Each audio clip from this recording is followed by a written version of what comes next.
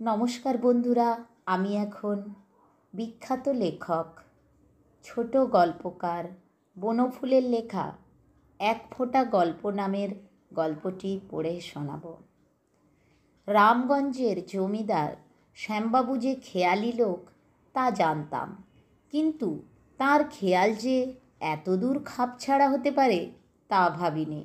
সেদিন সকালে উঠেই এক নিমন্ত্রণপত্র পেলাম। শ্যামবাবু তাঁর মাতৃশ্রাদ্ধে সবান্ধবে নিমন্ত্রণ করেছেন।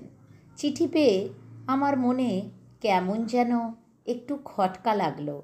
ভাবলাম, শ্যামবাবুর মায়ের অসুখ হলো, অথচ আমি একটা খবর পেলাম না। আমি হলাম এদিককার একমাত্র ডাক্তার।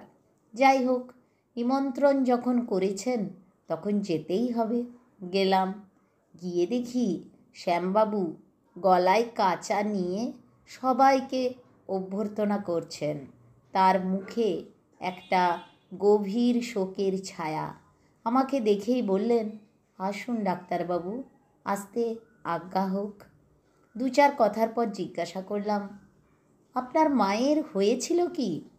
শ্যামবাবু একটু বিস্মিত হয়ে উত্তর দিলেন, ও, আপনি শোনেননি বুঝি? আমার মা তো আমার ছেলেবেলাতেই মারা গেছেন। তাকে আমার মনেও নেই। ইনি আমার আর এক মা, সত্যিকারের মা ছিলেন। ভদ্রলোকের গলা কাঁপতে লাগলো। আমি বললাম, কীরকম, কে তিনি? তিনি বললেন, আমার মঙ্গলা গাই। আমার মা কবে ছেলেবেলায় মারা গেছেন মনে নেই।